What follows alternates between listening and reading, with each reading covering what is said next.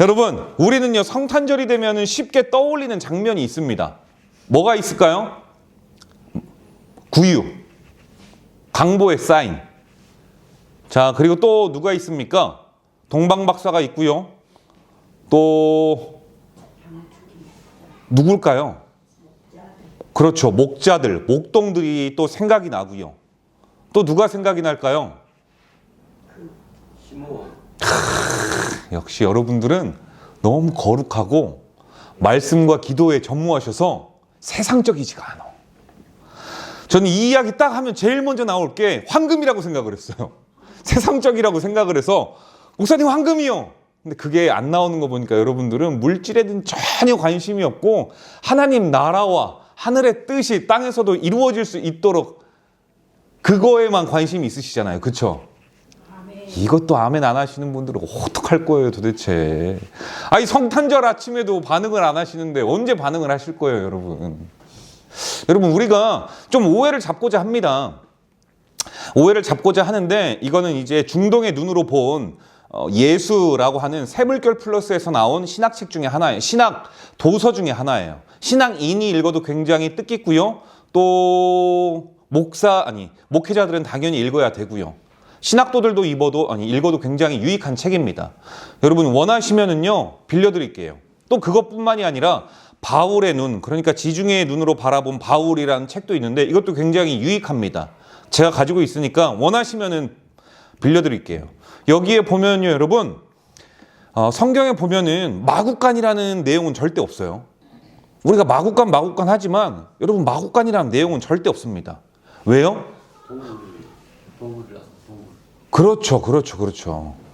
이게 동굴이라는 뜻은 결국은 하나로 이렇게 되어 있기 때문일 거예요. 자, 저희가 말하는데 이 여관, 여러분 이때가 언제입니까? 구레뇨가 이제 황제의 명을 받고 각자 자신의 본적지에 가서 호적을 하라고 했었을 때잖아요. 그러니까 베들레헴 에브라다야 그 작을지라도, 그러니까 그곳이 얼마나 작겠어요. 그곳이 너무나도 작은데 호적을 하라고 하니 저희 다니가 서울에서 태어났거든요. 그런데 본적은 여수예요. 그렇죠.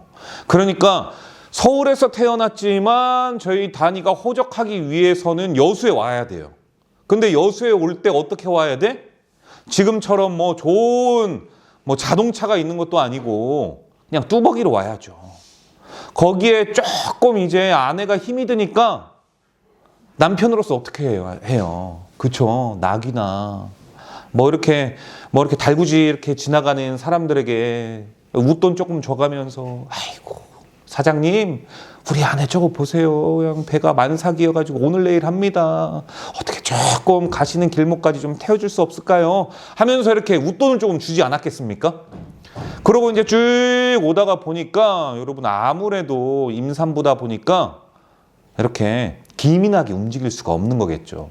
딱 보니까 성경에 보니까 여관에 거할 곳이 없대요. 거할 곳이.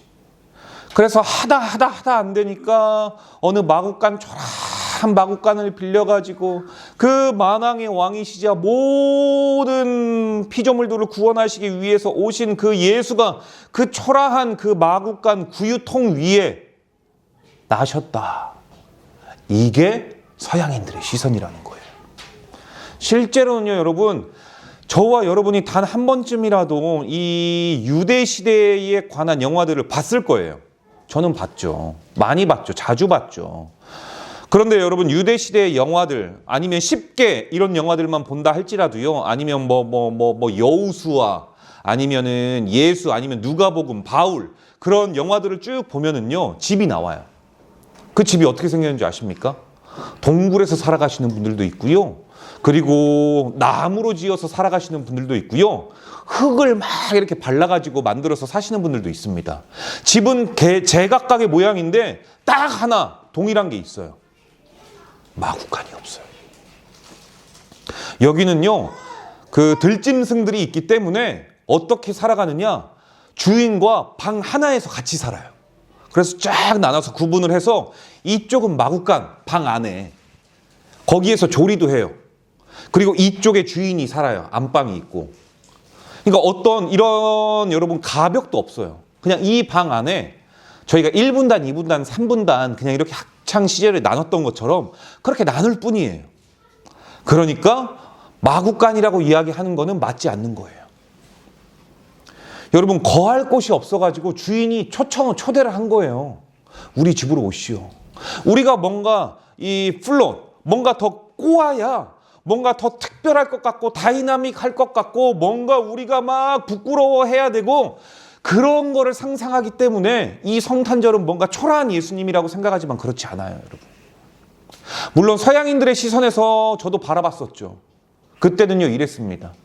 아니 여관에 거할 곳이 없을지는 모르겠지만 방 하나 같이 나눠 쓸 수 있는 마음의 여유는 없었을까. 이런 마음들을 생각해 봤지만 여러분 우리가 중동의 눈으로 그들의 눈으로 보니까 여관이 아니라 그곳은요 주인이 거하는 주인의 집이었다라는 거죠. 마구간이 아니었다라는 거예요. 이 시선은 우리가 빨리 버려야 됩니다. 왜? 성경 단 한 군데 그 어디에도 마구간이라는 곳이 나오지 않고 그냥 구유만 나와 있으니까. 그렇죠, 여러분. 그렇다고 구유라고 해서 깨끗한 공간은 아닐 거예요, 분명히. 그거는 이해가 가죠. 여러분, 요 시선들. 어쨌든 우리가 성탄절 하면 자연스럽게 떠올리는 장면들, 마구간, 구유 이런 게 있죠. 저는요, 찬양하는 그 천사들의 찬양의 소리 이런 것들이 막 떠올라요. 그리고요, 동방박사와 목동입니다. 우리는 이 장면을 너무 오래도록 반복해서 봐와서 그런지 우리는 정작 성경이 진실되게 말하고자 하는 중요한 질문을 놓치고 살아갔을런지도 모릅니다. 매일의 삶 가운데에서 성경이 가장 말하고 싶어하는 것은 한 두 가지 있는 것 같습니다. 첫째, 하나님은 왜 메시아의 탄생을 가장 먼저 목자들에게 알렸을까? 둘째, 왜 하나님은 이 소식을 예루살렘도 아니고 성정도 아니고 궁전도 아닌 들판 한가운데 양등을 치고 있는 그들에게 나타나셨을까? 보이게 하셨을까? 여러분, 이 질문을 뒤로 한 채 우리는요 그냥 성탄절 따뜻한 이야기 아니면 온 가족과 함께하는 날, 세상이라면 친구들과 연인들과 함께하는 날, 그런 여러분 절기로만 생각을 하고 있지 않습니까? 그런데 누가복음 2장은요 이러한 사고에 퇴색되어 있는 우리들에게요 이러한 질문을 던지고 있습니다. 첫째, 하나님은 누구를 선택하시는가? 그리고 둘째, 그 선택은 어떤 방식으로 이루어졌는가? 오늘 본문에요 이 질문이 들어있어요. 오늘은 기쁘다 구주가 오신 성탄절 날 우리를 향하신 주님의 이러한 질문에서 성경이 저와 여러분들에게 분명하게 말씀하고 있는 그 대답을, 그 답변을 듣고자 합니다. 첫째, 하나님은요 가장 낮은 자리에서 복음을 시작하셨다. 여러분, 우리가요 어제 수요 예배 때, 전야 예배 때 말씀을 드렸지만 여러분 우리가 대림절 4주 동안 뭐를 했냐면 여러분들이 맥을 잡으셔야 돼요. 하나의 흐름으로 계속 왔습니다. 어떤 흐름이냐면 기다리며 준비하자. 주님께서 우리 가운데로 오실 수 있도록 훈련하자. 이 맥 하나로 계속 왔던 거예요. 그래서요 거의 구약의 내용을 많이 다뤘어요. 이사야와 미가서를 통해서 계속 그 말씀들을 나누었습니다. 그런데 가만 보니까요 여러분, 이 예수님께서 이 미가서를 통해서, 이사야 7장을 통해서 우리에게 주신 말씀이 있어요. 준비되지 아니하는 자에게도 하나님의 말씀을 임한다. 왜냐하면 어제 나누었던 말씀인데 아하스 왕이 있어요. 남유다에. 이 아하스 왕은요 이 북이스라엘이 아람 군대와 연합을 해가지고 자신들을 계속 괴롭히는 거예요. 그러니까 두려워요. 힘든 거예요. 그러면 성도라면 당연히 이 인생에 큰 문제가 있어요. 그러면 누구 앞으로 달려가야 돼요? 누구 앞으로 달려가요? 우리 민수 형제 누구 앞으로 달려갈 거야? 할렐루야, 할렐루야. 어찌 그렇게 대답을 그냥 막둥이처럼 잘해요. 아주 그냥 이쁘겠어, 우리 주님이 볼 때. 여러분, 그래요. 주님 앞으로 가야죠. 하나님 앞으로 가야죠. 다른 것도 아니고 기름 부어 세운 왕인데, 하나님이 찜콩한 건데 기름 부었는데도 불구하고 그러지 않아요. 이미 마음에는요 정했어요. 어떻게 정했느냐? 아수르에게 가겠다. 너무 힘들고 두려우니까. 그때 하나님께서 하시는 말씀이 그거예요. 아수르에게 친히 그래요. 이사야 선지자를 통해서. 나에게 징조를 구해라. 하나님이요. 왕에게 구걸을 하는 거예요. 한 징조를 보여달라고 좀 해봐. 그랬더니 아하스가 뭐라고 하냐면 하나님의 음성을 설교를 통해서 이 선지자를 통해서 분명히 하나님의 말씀을 들었는데도 불구하고 아니에요 나 안 그럴 거예요. 내가 면목이 없고 염치가 없죠. 어떻게 하나님한테. 여러분 염치가 좀 없으면 어때요? 내가 살고 우리가 살 수 있는 길인데. 여러분 저희 어머니 저희 아버지가요 저를 키웠을 때 얼마나 많은 염치가 없었을까요? 여러분들의 부모님들도 분명히 그랬을 겁니다. 누군지도 모르는 사람들한테 허리 굽히면서 콩나물값 그 100원이라도 하나 더 벌기 위해서 자식을 위해 가족을 위해 허리를 조아리셨던 부모님들의 모습들. 여러분 내가 허리 한번 굽히면 남유다가 살 수 있는데 내 백성이 살 수 있는데 아이고 하나님 나는 염치가 없어가지고 그런지 못해요. 벼룩이 낯짝이 있지. 벼룩도 이 말하고 있다니까요. 여러분 여기에 살 수 있는 게 무엇인지 아십니까? 저를 보세요. 지금 아하스 왕이 준비가 되어 있었던 상태예요? 안 돼 있는 상태 같아요? 여러분들이 딱 들어보니까 준비 하나도 안 돼 있죠. 주님을 맞을 준비가 안 돼 있죠. 여호와 하나님 야훼 그 말씀을 받을 준비 하나도 안 돼 있죠. 성결해지지도 않았고 예배생활 신앙생활 제대로 하지 않은 왕이라는 거 그냥 느껴져요 안 느껴져요? 느껴지죠. 그런데 그런 하나님께서 준비되지 아니한 아하스 왕에게 직접 찾아가셔서 이 말씀을 하시는 거죠. 여러분 이 세상은요 어쩌면 가만 보니까 준비되지 않은 세상이에요. 주님이 오신 그 사건이 그러지 않습니까? 저와 여러분이 아무리 4주 동안 대림절 훈련하고 그 기간 이 아기 예수께서 탄생하실 그 모습을 우리가 맞이하기 위해 우리 자신을 성결하게 준비했다라고 하지만 그러지 않은 것 같아요. 성탄절요? 연인이 함께 노는 날. 성탄절요? 그거 다 뒤로 하고 죄가 쌓이는 날. 여러분 예수님께서 태어나신 성탄절날 죄가 가장 많이 쌓이는 거 아십니까? 이 밤에 그 전야제의 밤 기간에. 여러분 밤이요 정말 악한 사단마귀가 좋아할 수밖에 없어요. 왜냐? 어두움에 무엇 같은 어떤 죄들이 잘 발견이 안 되는 것 같거든요. 낮에 사건이 많이 일어날까요? 아무것도 보이지 아니하는 확인할 수 없는 밤에 사건이 많이 날까요? 밤이에요 여러분. 아무것도 준비되지 아니하는 그 가운데에 완벽하신 하나님께서 저와 여러분을 위해 아기 예수를 이 땅에 보내셨다라는 그 사건. 그것만 봐도요 준비되지 아니하는 이 땅. 하나님은 가장 낮은 자리에서 복음을 시작하신다라는 사실을 알 수가 있어요. 오늘 2장 8절 본문이에요. 그 지역의 목자들이 밤에 밖에서 양떼를 지켰다라고 이야기를 하고 있죠. 그 지역의 목자들이 밤에 밖에서 자기 양떼를 지키더니. 여러분 비록 이 한 문장이지만요 이 단 한 문장에는요 당시 시대적 상황을 아주 정확하게 그리고 자세하게도 묘사하고 있습니다. 여러분 솔직히 제가요 직업에 귀천을 따지는 목사는 아닙니다. 그런데 솔직히 말해서요 목자가 목동이 대단한 직업은 아니잖아요. 그래요 안 그래요? 대단한 직업은 아니에요 여러분.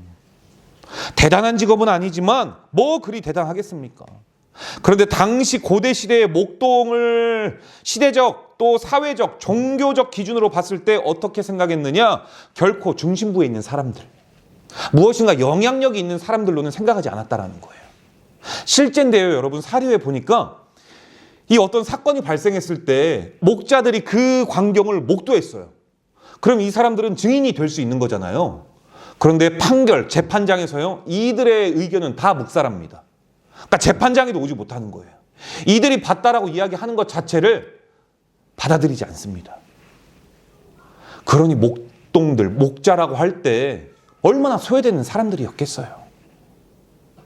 밤에 사건이 많이 일어난다고 했는데 그들은요, 사건이 일어날수록 성결한 공간인 예루살렘 안으로 들어와야 돼요. 이게 여러분 이스라엘의 이 정과 부정에 대한 규례입니다. 가장 정한 땅은요, 예루살렘인 거예요. 그 중에서도 가장 정한 곳은 성전이죠. 그런데 그들은요, 성전도 아니고 예루살렘 안도 아니고 예루살렘 밖에 있는 거예요. 위험이 노출되어 있는 그곳, 누구도 보호하려고 하지 아니하는 그곳, 누구도 그들의 말을 들으려고 하지 않는 그곳, 그들. 여러분, 그러니 참 성경에 보면요, 불쌍한 사람들이 많이 나옵니다. 나병 환자도 그렇고요, 혈류병을 앓은 그 여인도 그렇고요, 이 목동들도 그렇고요. 다시 말해서 그들은요, 여러분, 존중의 대상이 공동체 안에서는 아니었다는 거. 유대 사회 안에서 객체였고요, 항상 주변부에 있었으며 말이나 대화의 상대, 즉 사람이 아니었던 거죠. 사실 저는 이 당시에 태어나지 않은 것이 어찌 그리 감사한지요. 생각해 보세요. 얼마나 강폭합니까? 사람들의 마음이 얼마나 강폭해요. 여러분, 저들이라고 저러한 삶, 즉 예배를 무시하면서 살고 싶었을까요? 여러분, 성경에서 죄인이라고 이야기하는 사람들의 대부분은 정말 죄인도 있었을 거예요. 그런데 성경에서 말하는 대부분의 죄인은요, 진짜 오늘날의 시선으로 보면은 죄인은 아니에요. 주님께서 보셔도 죄인은 아닐 거예요. 여러분, 정결한 음식이 일반 서민들, 목동들이 사 먹기에 얼마나 비쌌을까요? 그러니까 중동으로 이야기하면 할랄 음식. 절대 그냥 있는 음식들, 이교도들은, 이슬람 종교를 가지고 있는 사람들은 못 먹는다고 하잖아요. 그만큼 정결한 음식들을 자기네들은 명확하게 지키잖아요. 그런데 가난해서 피죽도 못 먹는 내 자식이 지금 굶어 죽고 있는데, 되새김질 하는 동물이면 어떻고 비늘이 없는 물고기면 어떻습니까? 일단 먹여서 살려는 봐야죠. 그런데 유대인들은 이 모든 사람들을 무엇으로 규정을 하느냐? 죄인. 그렇게 규정을 하고 있어요. 여러분, 법은 왜 존재할까요? 법은요, 누군가를 지키기 위해서 존재하죠.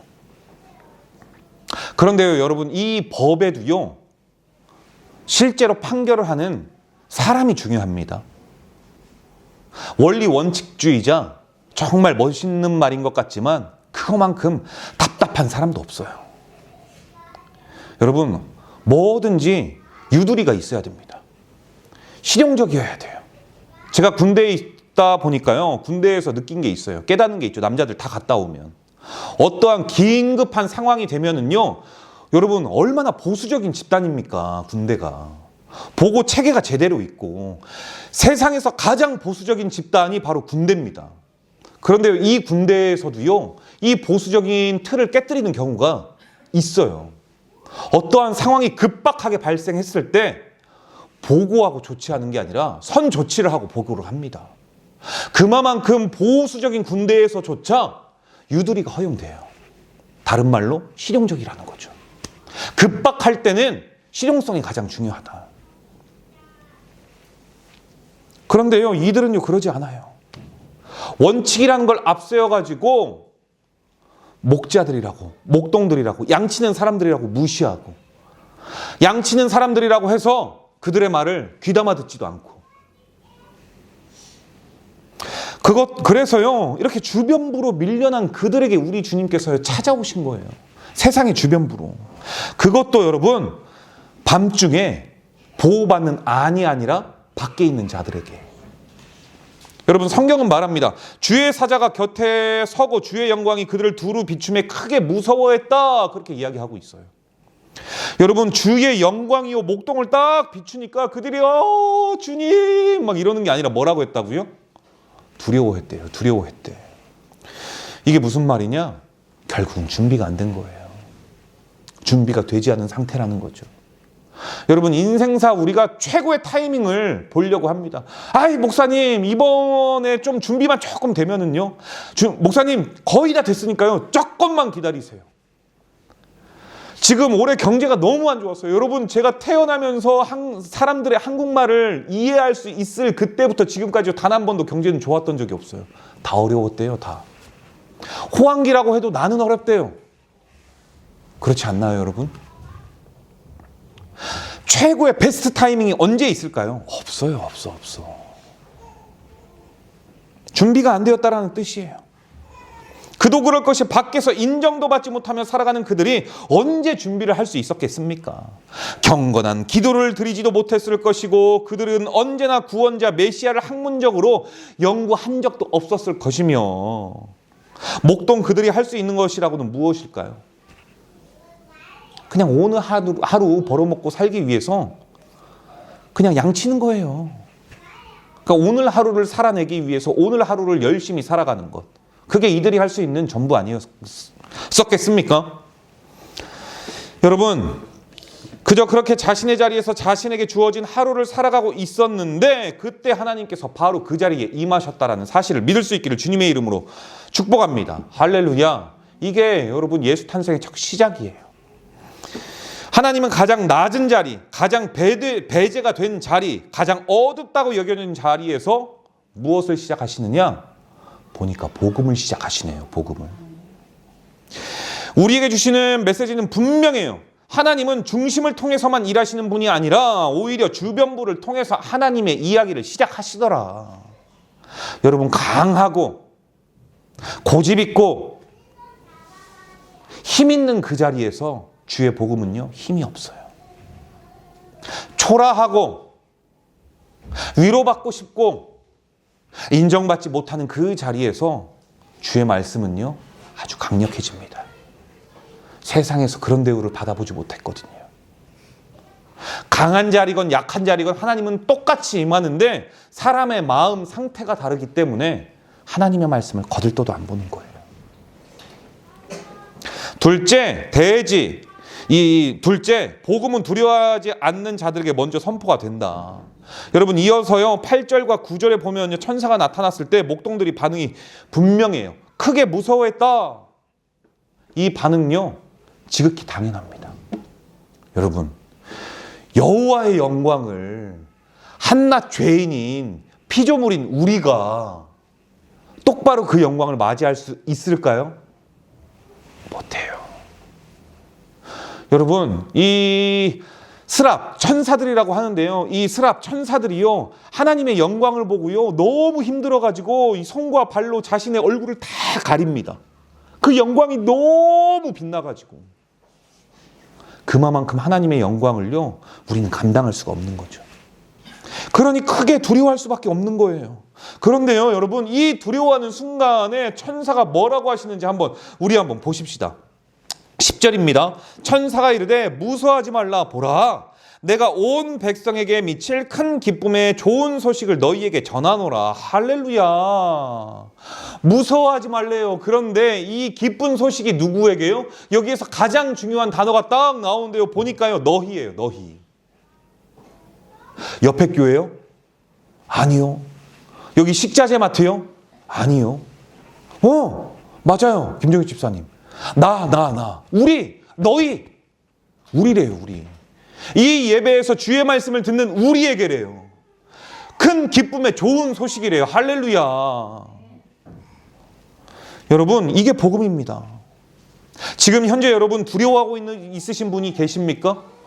두려워서 미칠 지경에 있으신 분이 있습니까? 여러분, 걱정하지 마세요. 예수 탄생의 이 소식은요 두려움을 능히 이길 수 있는 기쁨의 좋은 소식임을, 그 소식이 나라는 한 사람에게 왔다라는 사실을 믿을 수 있기를 주님의 이름으로 축복합니다. 할렐루야. 여러분, 그래서요 복음은 담대한 자들에게 먼저 임하지 않아요. 복음은 준비된 자들에게 먼저 임하지 않습니다. 복음은 지금 당장 두려워하는 사람, 떨고 있는 사람, 그들에게 먼저 임했잖아요. 이게요 하나님의 방식이에요. 우리 하나님은 사람에게 담대함을 요구하지 않고요 하나님의 임재로 저와 여러분의 두려움을 덮으십니다. 덮으세요. 세상은 여러분 어때요? 마치 두려움 없이 살아갈 것 같이 보이잖아요. 그런데도 불구하고요, 세상 사람들은요, 실제로 저마다 다 두려움을 안고 살아갑니다. 저와 여러분도 얼마나 많은 두려움을 안고 살아가는지요. 인생사 공수래 공수거라고 그냥 왔다 그냥 가는 인생사 단 한 번만이라도 먼저 선제적으로 살아봤다 하면 두려워하지 않을 수도 있겠지만 언제든지 여러분 하루하루는 우리가 처음 살아보는 거잖아요. 어제라는 것은 이미 과거로 지나가 버렸고 미래를 살아볼 수도 없고 그냥 주어진 오늘을 하루 살아가는 것, 그러니 단 1분 1초의 미래도 모르니까 예측만 할 뿐 두려울 수밖에 없는 거죠. 길게는 언제 죽을까? 죽으면 내 가족들은 어떻게 살아갈까? 쟤네들이 제대로 살아갈 수는 있을까? 이 걱정들 하면서 살아가는 게 우리들 아니겠습니까, 여러분?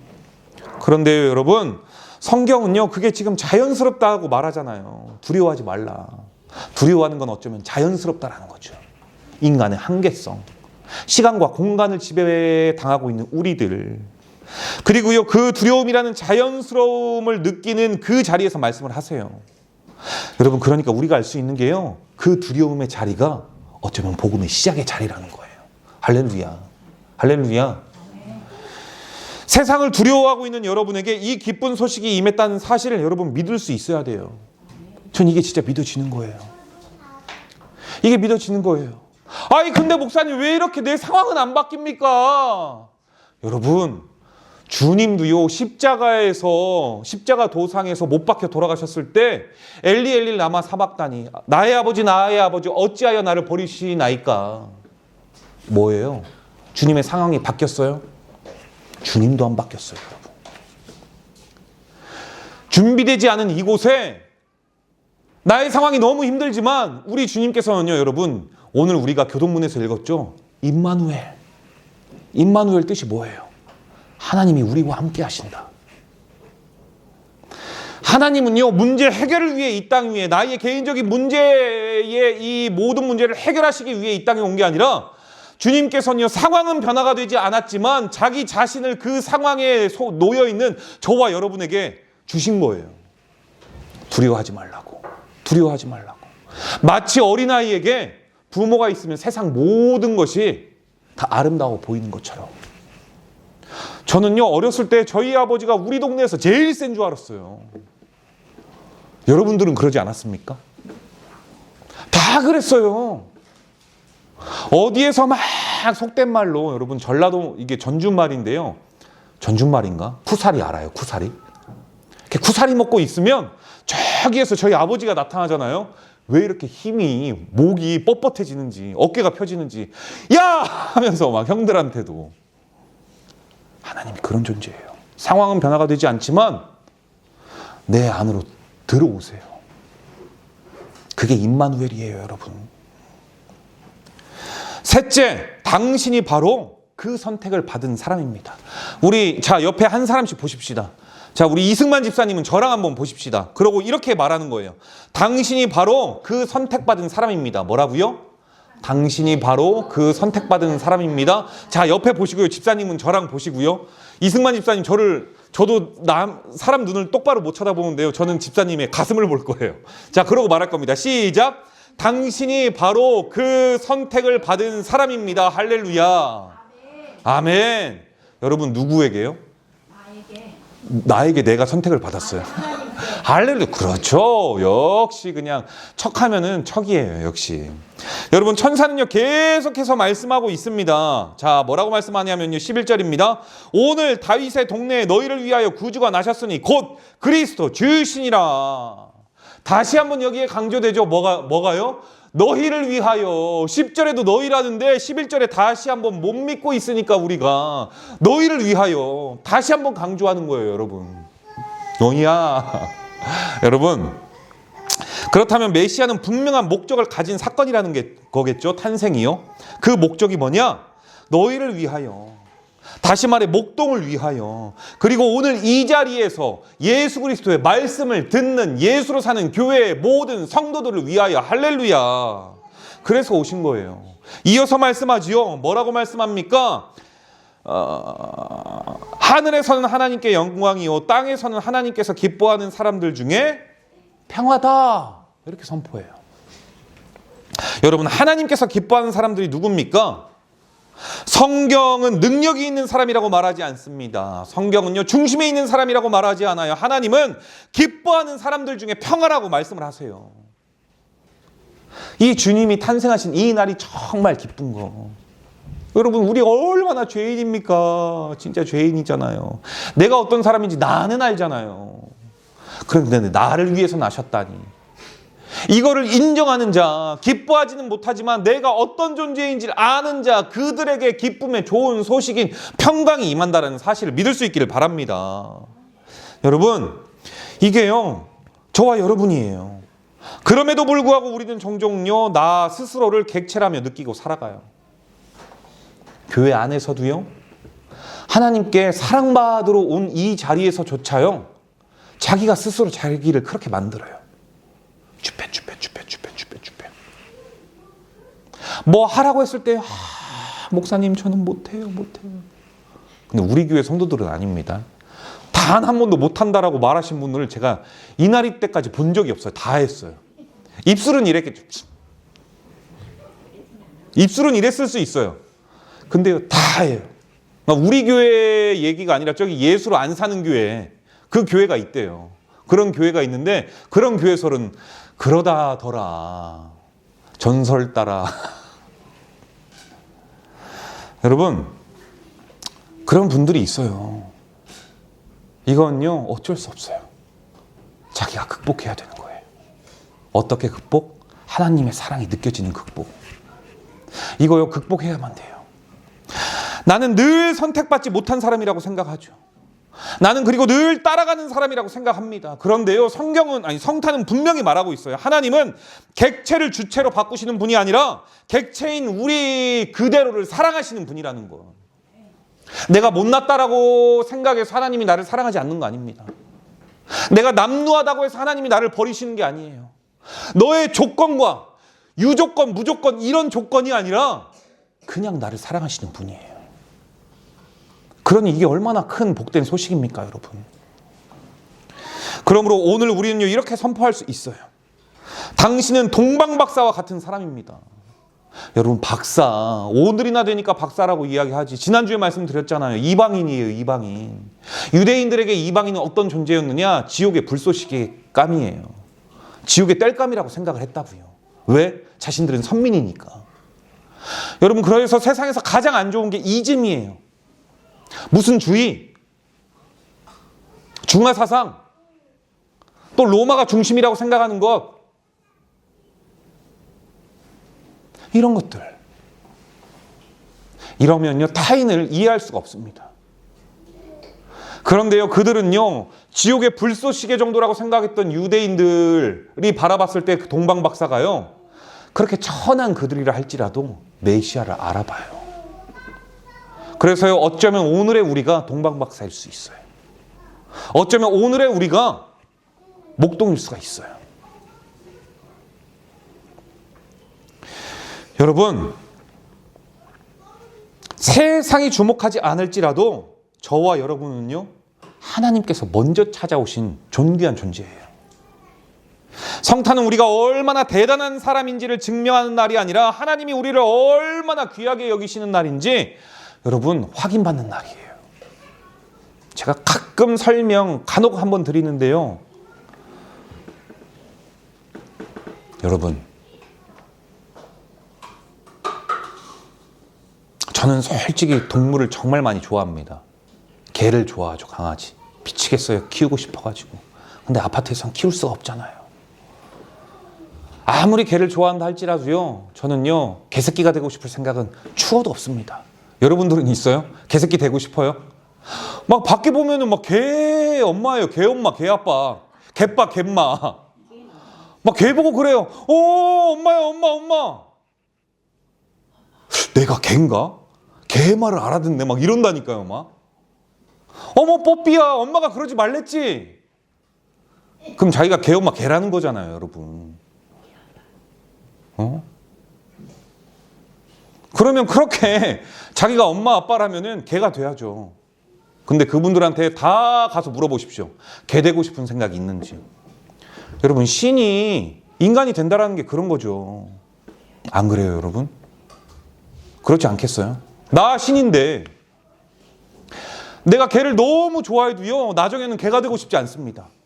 근데 하나님은요, 이 인간을 너무 사랑하셔가지고 인간이 되어버렸다라니까요, 신이. 여러분, 그러니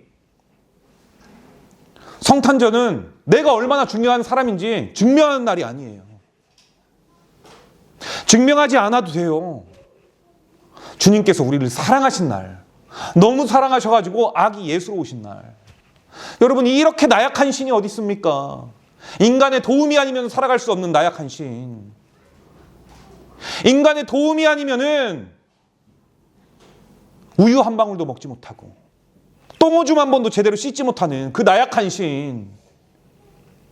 그러니 세상이 이러한 신을 알려고 하지 않죠. 그래서 여러분, 성탄은요, 이야기의 중심을 바꾸는 사건이에요. 세상의 주변부라고 여겼던 자들이 아니라 세상이 변두리라고 여겼던 자들이 하나님의 이야기에 가장 먼저 초대를 받은 자리입니다. 그러니 여러분, 성전이 아니라 예루살렘 안이 아니라 예루살렘 밖이 얼마나 거룩해요. 지금 하나님이 임한 자리인데, 말씀이 임한 자리인데. 그리고요, 그 초대는 오늘 우리에게까지 이어지고 있습니다. 그러므로 오늘 성탄절에 우리는요, 다시 정체성을 회복해야 될 줄로 믿습니다. 나는 밀려난 존재가 아니다. 나는 우연히 여기에 있는 사람이 아니다. 나는 하나님께서 가장 먼저 찾아오신 귀한 사람이다. 하나님은 오늘도 우리 각자의 삶에 놓여있는 저와 여러분의 들판으로 찾아오십니다. 무서워하지 말라. 내가 너희를 위해 왔다. 이 성탄의 복음이 오늘 우리 모두의 삶 가운데로 깊이 새겨질 수 있기를 주님의 이름으로 축복합니다. 기도하도록 하겠습니다.